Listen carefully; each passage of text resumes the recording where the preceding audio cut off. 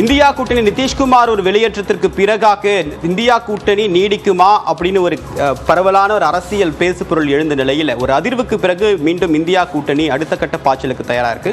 இதனோட அண்மை செய்தியுடன் இணைந்திருக்கிறார் சுசித்ரா. தற்போது இந்த முடிவுக்கான காரணம் என்ன, இதனுடைய முக்கியத்துவம் என்ன?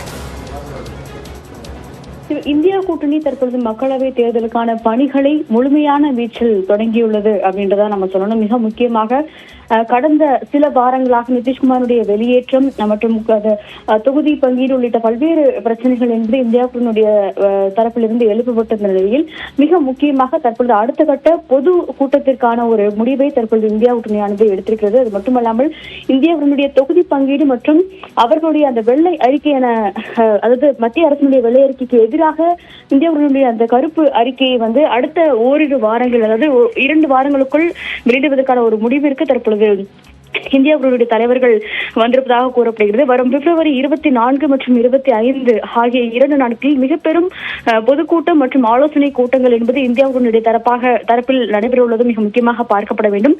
கர்நாடக அரசின் போராட்டமானது நேற்று கர்நாடக அரசினுடைய அந்த போராட்டம் என்பது டெல்லியில் நடைபெற்றது. மத்திய அரசினுடைய அந்த நிதி விவகாரத்தில் கர்நாடக அரசினுடைய தொடர் போராட்டங்கள் ஒரு நிகழ்ச்சிக்காக இந்தியா கூட்டணியுடைய அனைத்து தலைவர்களுமே பெங்களூருவிற்கு வர உள்ளார்கள் எனவும் அதை முடித்துக் கொண்டு மும்பையில் பொதுக்கூட்டம் நடத்துவதற்கான ஒரு திட்டம் என்பது தற்பொழுது வகுக்கப்பட்டுள்ளது என்ற ஒரு தகவல் இந்தியா கூட்டணி தலைவர்களிடம் இருந்து கூறப்பட்டுள்ளது.